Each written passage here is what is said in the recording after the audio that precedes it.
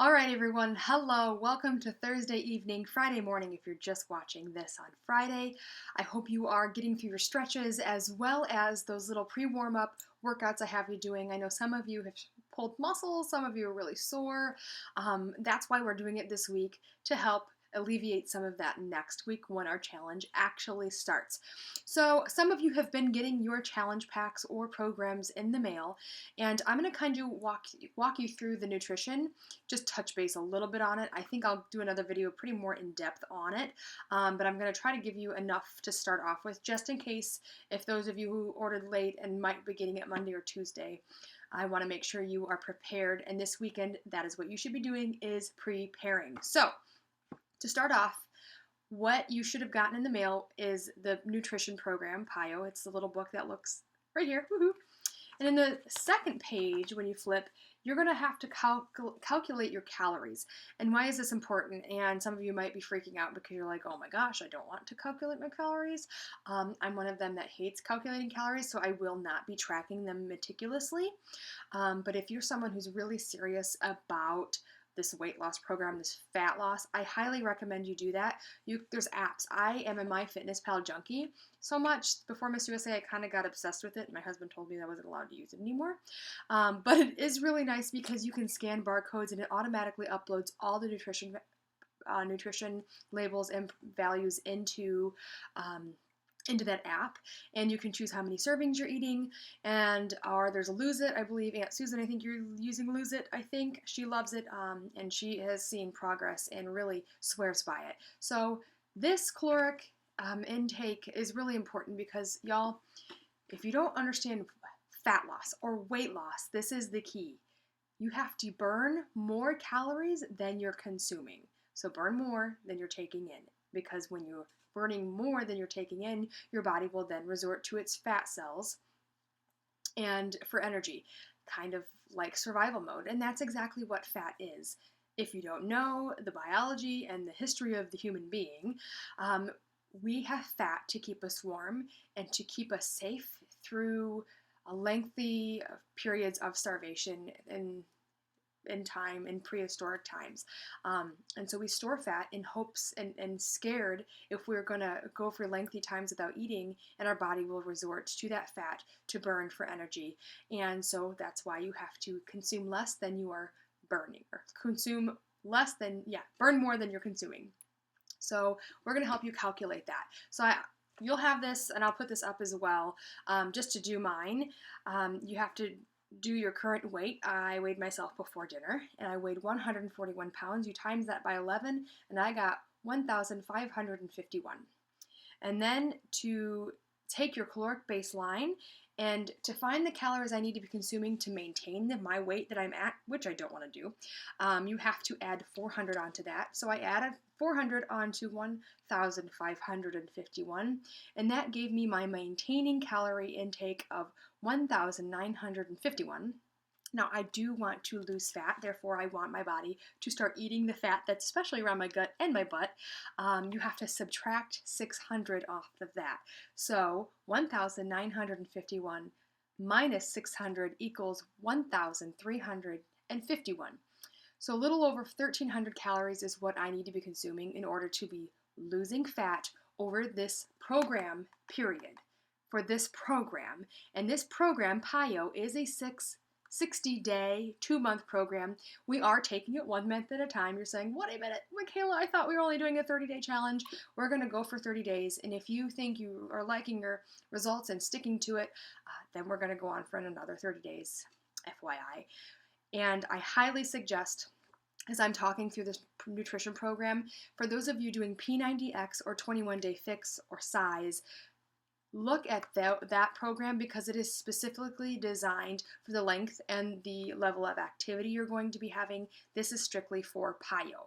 It is low intense, not a lot of jumping, and it's a lot of stretching and a lot of holding poses, which is going to burn fat, but also produce long, lengthy muscles. Woohoo! So I know that in order to lose the fat, I need to be consuming around 1,300 calories. Now, it does say 1,351. I'm not going to kill myself to get to that exact number. and you'll be like winning the lottery if you happen to do that when you're tracking. That should be your base. You don't want to go over that by hundreds or go under it by hundreds. And you do need like 1,000 calories in order to like function on a daily basis. So that is my spiel about that. Now, also in your PiYo book, when you find your magic calorie number, you'll also go to this page, and it'll show you where you fall. I happen to be plan A, and it tells me how many servings of what I'm consuming a day. Vegetables, fruit, protein, healthy fats.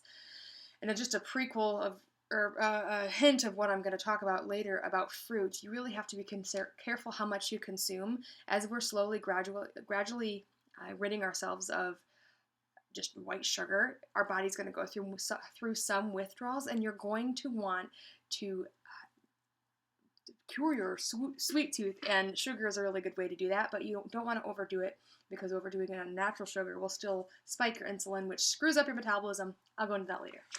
And then there's a really nice shopping list of all the primary vegetables, all the vegetables that we need, and the serving sizes, which is really helpful. I know some of us have talked about serving size. I'm not sure if you saw the proper portions video I posted a while back this week. Very helpful. Or you can get the 21-day fixed containers, which are amazing, foolproof. You just follow them if you don't want to have to measure or think about it. So once you get your book, I definitely recommend reading through it, and it even gives you like a sample day of what your day should look like, including that Shakeology.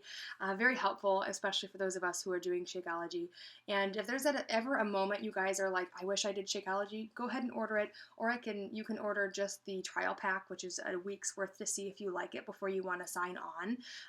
But I swear everybody who tries it absolutely loves it. It's so convenient and it's so good.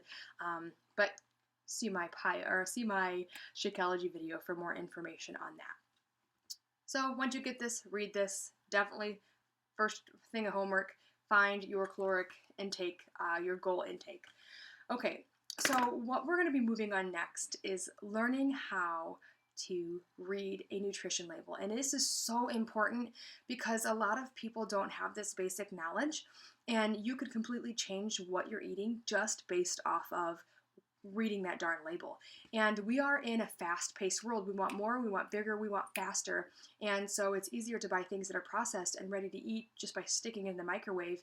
And with the convenience of that comes preservatives and fillers, which are horrible for our body. I strongly believe that's why cancer is what it is, because of the preservatives we put in our food today, opposed to 100 years ago. And you can avoid all of that based off of reading the labels. So we're going to go through that next.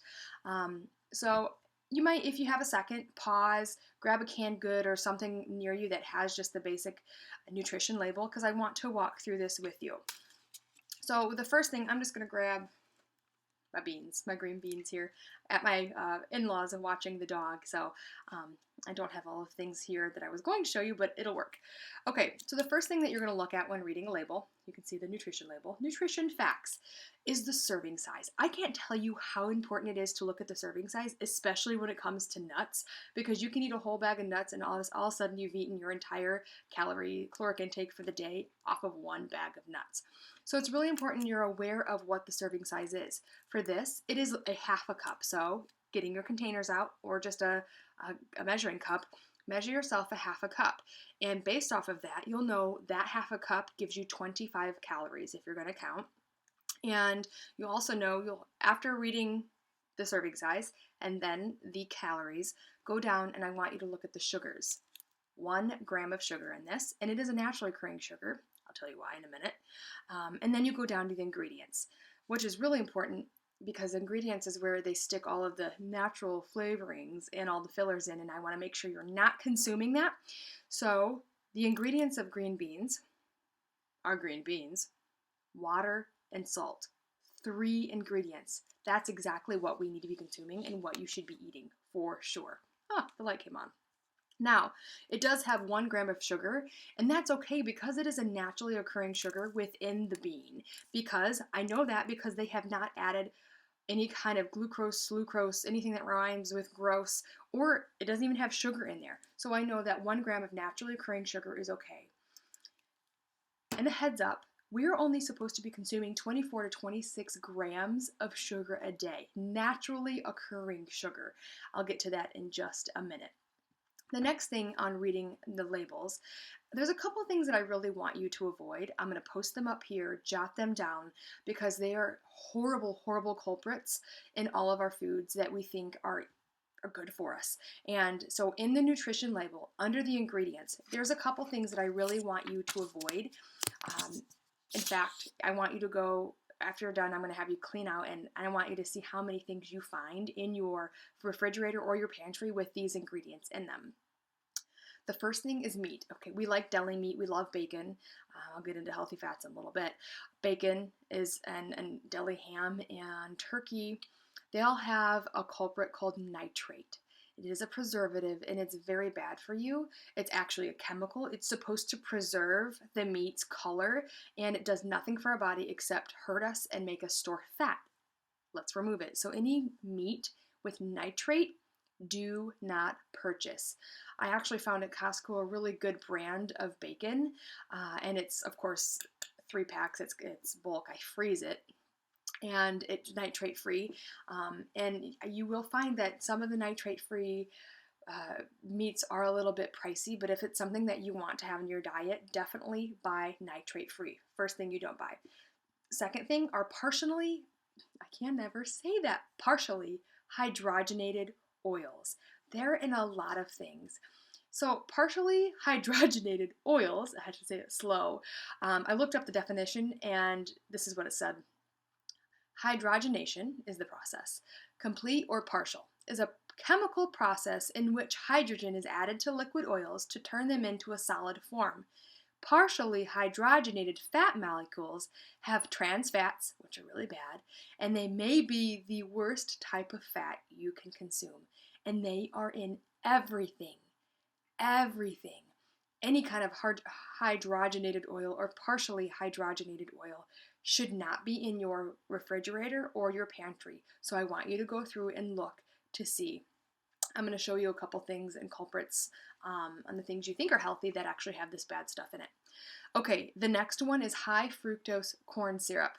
What is it? High fructose corn syrup is a sweetener made from corn that starch has been processed by glucose isomerase, I don't even know if I'm saying that, to convert some of its glucose into fructose. All it's saying is it's extremely cheap and sweet, and it's bad for us, and it literally tricks our body.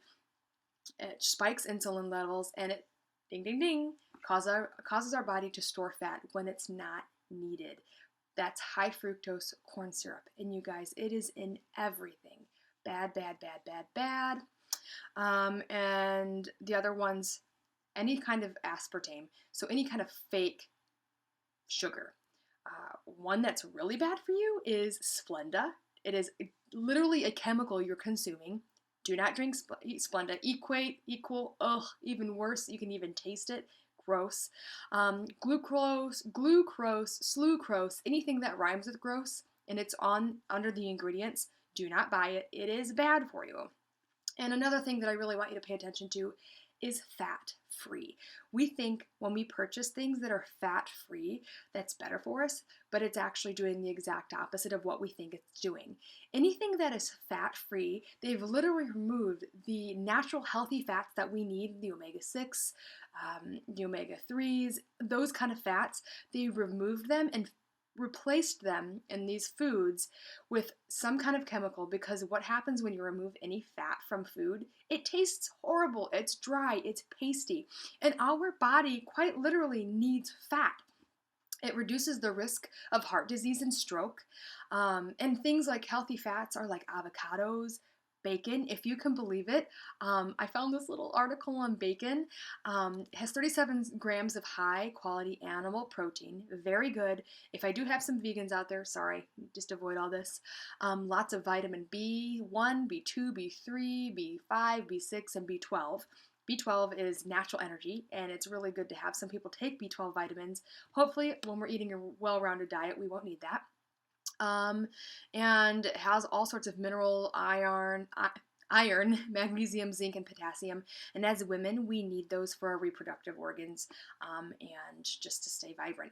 And not only are fats healthy forest, but it also gives us color, and it gives us it makes us vivacious. It really makes your hair grow healthy, your nails, your skin glow. A high fat diet is also good for joints and back pain, which I suffer terrible from back pain. So don't buy fat free. So just to recap, nitrates in meat, avoid them. Partially hydrogenated oils, high fructose corn syrup, aspartame, anything that rhymes with gross, and anything that says fat-free. So I'm going to switch over to one of our beloved American favorites, ketchup. No preservatives. Automatically, they have marketed it saying it is going to be good for you. I switch over and I automatically look at the serving size, 20 calories per serving, and this has 4 grams of sugar. Here's why. Ingredients: tomato concentrate, high fructose corn syrup, there's where your sugars come from, and a bunch of other powders. So you can find really good, I mean, it's not even, you don't even have to buy organic. You can buy ketchup without high fructose corn syrup. So go, when we're done, part of your homework, to go through your pantry, look at all your condiments, and anything with partially hydrogenated oils and high fructose corn syrup need to go. Replace them. You're doing your family a service and your body a service. Okay, so next I want to talk about the things that you need to avoid. I mean, obviously, baked goods, anything fried, yada, yada, yada. But some things that I think are a good rule of thumb, and here's just a couple of them.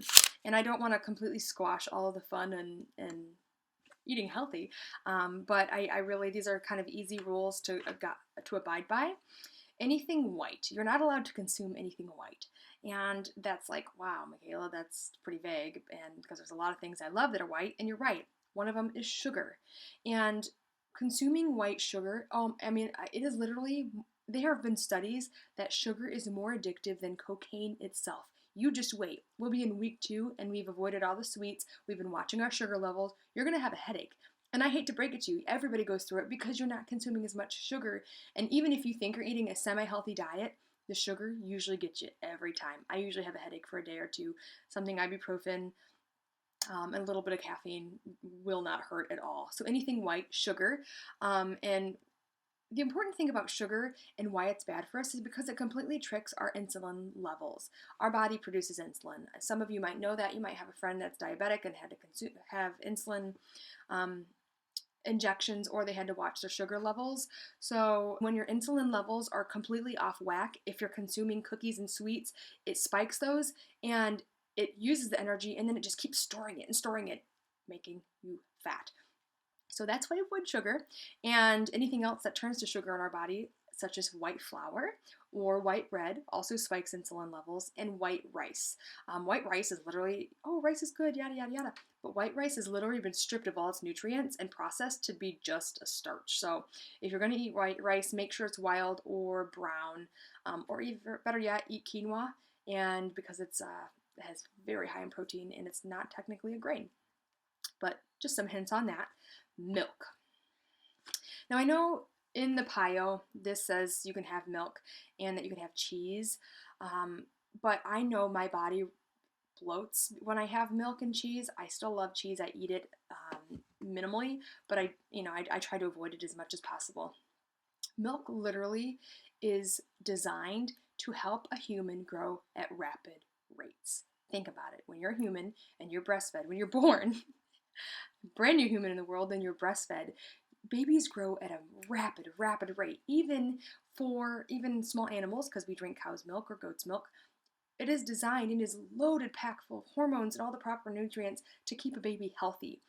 And of all mammals, all animals that produce milk. And after a certain a stage in development, your body doesn't need it anymore. Yes, it is a good source of calcium and vitamin D, but when you're eating a clean diet and a well-rounded diet, you don't need milk in order to get calcium or vitamin D. You can eat spinach and go out in the sun, FYI, and you still get more of vitamin D and calcium based off of spinach and sunshine. Just a hint there, but you'll also notice that your body really, it'll become more regular. Cutting milk and dairy from your diet does wondrous things, Google it, see what else comes up. I'm not going to give you a one-on-one on that. But if you're someone that's like, I have to have milk with dinner, I'm telling you, you're drinking calories and fat that you're wasting them. You're just basically wasting those numbers you could be consuming on something different. Alcohol. Womp womp. Now, I'm not saying you have to be dry for 30 days or 60 days or for the rest of your life for that matter. Just have naturally occurring alcohol. So fermented fruit, aka wine, is very good. It's good for the system. I wouldn't advise getting completely trashed on it and wasted, but hey, you live once. So if you're going to drink naturally occurring alcohol like wine, fermented fruit, or even tequila, that is fermented and processed agave, which again, back to stevia and equate, I recommend consuming agave, honey, and stevia is really good for you. Well, it's not necessarily good for you, but it's a better way of sweetening things if you have to have something sweet. So those are things to avoid. Anything white, milk, and alcohol that's not fermented. Okay, moving on to my next tidbit. We're going to kind of go through, I didn't even do it. We're going to go through some label reading to kind of talk about everything I've taught you, as well as kind of the hidden culprits. So I've showed you ketchup. Here's one, especially for my friends who all have children. Canned fruit is easy and the way to go. But if it literally says in heavy syrup, it literally means it is sitting in sugar. And newsflash, fruit, especially when eaten when ripe, is already sweet enough. You don't need to add sugar, and you don't need to have it sitting in syrup. So in the ingredients, it has a lot of ingredients: diced peaches, diced pears, water, grapes, corn syrup. Pineapple sectors have cherries, artificially colored red with carmine, and sugar. And again, you're completely removing all of the nutrients, and the purpose of eating fruit is because it's good and it has natural sugars and it's good for you. But when you add sugar and syrup, it makes it bad. Here's one of my favorites. Protein, peanut butter and almond butter have great amounts of protein in them. You do really need to pay attention to the serving size. 2 tablespoons. I mean, it's really sad, but it really is 2 tablespoons because that gives you 200 calories.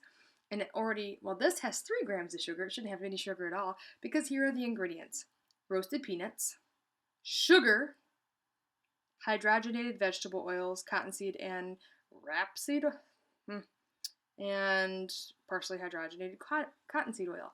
So even though Peter Pan is known for being one of the best peanut butters, it's not necessarily as good for you. Even though it says no high fructose corn syrup, again, great marketing with the labels. Read the ingredients. Oh, one thing I didn't tell you about labels. In the ingredients, if sugar is listed as one of the top 5 ingredients, it means it has an obscene amount and you shouldn't be consuming it, especially for your children. Cereals, cereal bars, snacks, yogurt. Oh my gosh, yogurt is one of the biggest culprits of sugars. My mother-in-law absolutely loves her Noosa, and I tried it one day and it tasted just like I was better than ice cream. I said, wow, this is really good, and it's yogurt and it's good for you. I turned the container around, looked at the label, and it had 30 grams of sugar. We are only supposed to consume 24 to 26 grams of sugar, naturally occurring sugar, a day, and that was already exceeding that. So think about it. If you have kids, Go-Gurt, look at the sugar content, because literally you could just be giving your children candy and it would be the same effect. Just my little tidbit there. Next segment. Things to purchase that will be helpful in this process. Now, I'm not saying you have to buy one more thing. These are just things that I found that are either healthy or made my life a little bit easier. The first thing is I cook with coconut oil. And you don't have to buy any certain special kind. I get mine at Costco because it's bulk. Buying bulk is huge, and it's the best way to buy it. But also make sure it's cold pressed, because if you, in the process when they're stripping it from the coconut and it applies heat, you remove the nutrients because technically you're cooking it. Especially if you're someone who likes to buy like really good green vegetable juices from like Whole Foods or something, make sure they're always cold pressed, because when you cook vegetables, you remove the nutrients. They're still good for you, but you're removing about 80% of the nutrients that your body needs. So eating raw vegetables is good. I'll get into that later. All right, for those of us consuming protein or Shakeology, I recommend getting a blender ball can. I love these. Get them at Walmart. Bed Bath & Beyond has a great amount of them. I literally just throw my little blender ball thingy. I put it in like my silverware in our dishwasher and everything else in the top rack, and I wash it. They're awesome. I have like 5 of them. Now, through this entire process, you really need to be drinking a lot of water. I'll probably throw up how much water you should be consuming in another post, but I am a huge fan of, this is my Starbucks cup. Alyssa got it for me. I love it. I take it everywhere I go, and I know that this is 24 ounces, and I drink 3 of these a day. So you're supposed to drink your body weight in ounces of water a day, and then half that. I'll double check that. But if you drink it out of a straw, you're more likely to drink more water rather than screwing a cap. Proven fact, it's really sad. So find yourself a tumbler if you haven't. Walmart has a lot of good ones, and you can get them anywhere. If you want a fancy one to match your outfits, you can do that as well. And I'm a big fan of reusable bags. Since we'll be shopping for fresh produce more often, I got these at Whole Foods. I actually got some in the dollar spot as well at Target. You just put your produce in there. Instead of using those little baggies and you tie them and throw them in, you can throw them in the washer. And a huge fan of reusable bags. You can wash them, and especially if you put meats in them, definitely wash them. But you can save yourself. I did a whole campaign on it in college. Plastic bags are horrible for our environment, and try to do your part and not consume them. So those are just a couple things that help me, especially a blender. If you're someone who's already pinning and Googling and looking for all the different Shakeology recipes, make sure you have a nice high-powered blender. I have a Ninja. I was spoiled and got one for my birthday 2 years ago, and I swear by it. A magic bullet, anything along those lines. A normal blender will work. You just might get bigger ice chunks in your smoothies and shakes, but that's okay. So I have a little bit of homework for everyone. I want you to find your caloric intake if you haven't done so already, especially when you get your book. I want you to go through your pantry and look for the top things that we're not supposed to be eating: nitrate and meat, partially hydrogenated oils, high fructose, anything with an obscene amount of sugar, and anything that says fat-free. Now, when you're going through your pantry, I realize that most of you have families and they're like, heck no, Mom, I'm not doing this diet thing with you. What I recommend is putting it all in a tub, or like separating your pantry of like the kids' husband snacks, my healthy good snacks. Tell them, you have your stuff. This is specifically just for these 30 days. Whatever's going to work best for you, getting it out of sight, out of mind, essentially, or putting it in a different cupboard that you're not going to be in every day. I know that's kind of worked for us. Chris and I joke that when we go on a diet that we eat all the bad stuff out of the apartment first, but I'm going to be traveling a lot, so this is going to be really difficult, but that's okay. And homework item number 3, I want you to look at your condiments. If it has any of those no buy things, the no nutrition labels that I popped up here, I recommend replacing them. Condiments are inexpensive. You don't have to buy them as much. And for the love of Pete, if you are consuming so many condiments that you buy them once a month, you're probably consuming too many condiments. And they're high in fat and hidden and unnecessary calories, but I realize some of this is going to be a change for you, and you're going to have to use condiments to make some of the food until you get used to the natural flavors. So I gave you a lot. Sorry this was such a long video. I hope it helps. I'll be giving tips and tricks here. Oh, and when you're going shopping this weekend, to make this a little bit easier, I recommend buying in bulk and buying freezer bags, especially when it comes to meat, because you're going to save. Look up crock pot recipes, and if it has a bunch of bad stuff in it, figure out how you can replace the bad stuff with the good. One of my favorite recipes is a chicken fajita recipe. I'll post that later, but that's a really good way to make your week easier. Meal prep. It's so bizarre. Find a day of the week that works best for you, that you can buy your vegetables and your fruits, clean them, chop them up, and put them into containers, and maybe making a huge pot of chicken. That way you have a go-to lunch and you don't have to really eat something on the fly because you've already prepared for that. And shop at Aldi's, because yes, buying produce is a little bit more expensive than buying frozen crap. Sad to say, that's probably most of the problem with our obesity in America today, is that good healthy food is more expensive than cheap crap that is in the freezer aisle. But go to Aldi's. You might have to make 2 stops at the grocery store, but they have an amazing organic section. And if you've seen them in the headlines, they've completely removed all the preservatives, MSGs, and all the bad stuff in their foods. And that's a vow they've made. And there have even been articles about how they're the next fad other than Whole Foods or Trader Joe's. So shop at your local Aldi. They have a great organic section, especially their nuts. I love their prepackaged little nuts that are pre-served out. So yep. Okay, let me know if you guys have any questions. Get that homework done. Comment below if you are confused about anything. Sorry this is so long, and I hope that you guys have a great weekend. I will be traveling to an auto show, so I'll be doing some tidbits on my times off. So, bye guys. Thanks so much. See ya.